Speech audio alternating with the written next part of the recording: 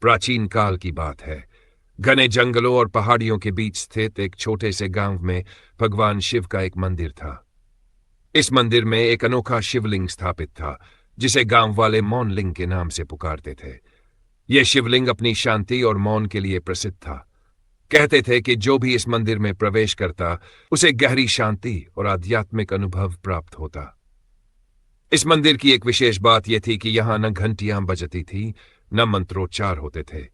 भक्त चुपचाप अंदर जाते, अपनी प्रार्थना करते और ध्यान में लीन हो जाते।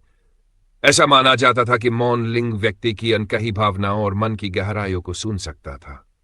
एक दिन एक साधु उस गांव में आया। जब उसने मंदिर और मौन लिंग के बारे में सुना तो उसकी जिज्ञासा बढ़ गई।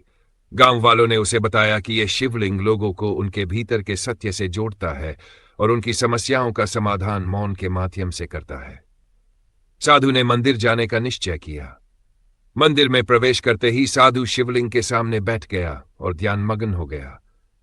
घंटों बीत गए और साधु ने एक अनोखा अनुभव किया।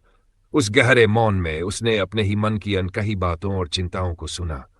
उसे महसूस हुआ कि यह मौन खाली नहीं है, इसमें वह सारे उत्तर छिपे हैं जिनकी उसे वर्षों से तलाश थी। साधु ने कई दिनों तक गांव में रहकर लोगों को मौन का महत्व समझाया और उन्हें सिखाया कि कैसे इस शांति के माध्यम से वे अपने भीतर के सत्य को पा सकते हैं।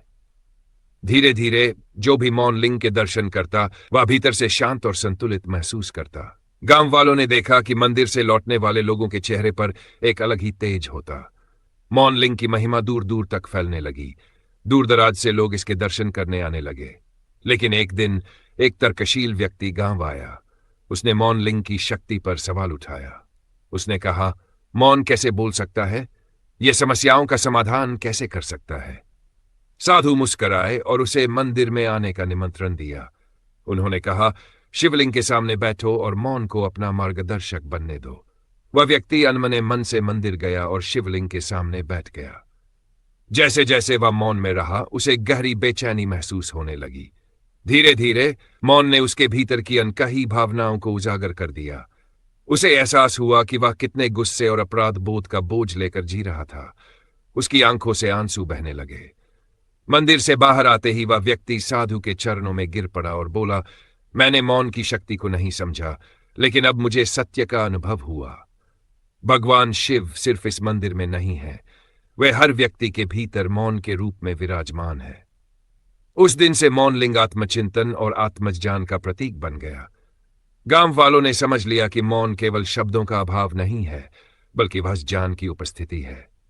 यह मौन ही शिव का स्वरूप है, जो हर किसी को शांति और सत्य की ओर ले जाता है।